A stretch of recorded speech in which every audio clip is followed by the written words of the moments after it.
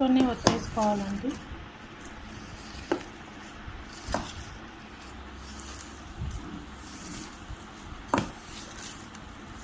చూసారు కదా, చాలా బాగా మెత్తగా అయిపోయింది పిండి.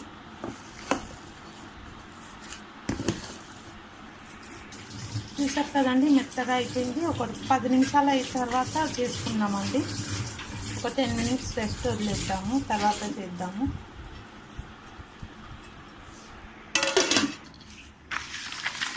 పిండి కలిపేసుకున్నామండి. ఒకసారి మెత్తగా ఉంది, చూసారు కదా. ఇట్లా ఉండలు చేసుకొని ఆయిల్ పెట్టి ప్రెస్ చేసుకోవడమే. చూసారా ఎంత సాఫ్ట్గా భలే వచ్చేస్తుంది కదా. కొంచెం దొడ్డుగానే ఉండాలి. మనం స్టవ్ ఆన్ చేసుకుందాము. ఆనే ఉందండి. ఇప్పుడు ఇంకా వేడి అయితే వేసేసుకుందాము.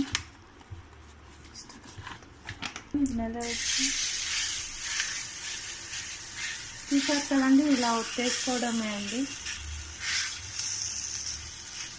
కొంచెం ఆయిల్ వేసుకుందామండి చుట్టూ.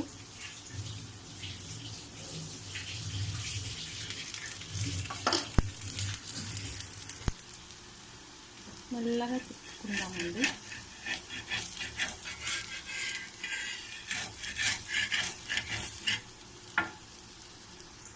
చూద్దామండి, తిప్పేసుకుందాం మెల్లగా.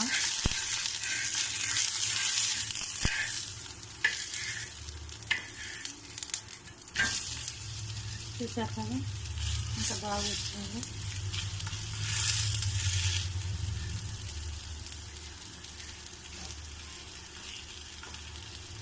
మూత పెట్టుకుందాము.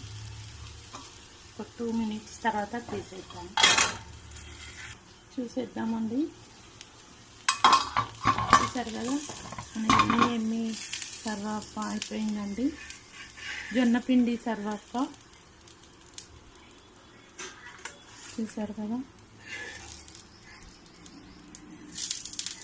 జొన్నపిండితోని సర్వాప్ప అండి.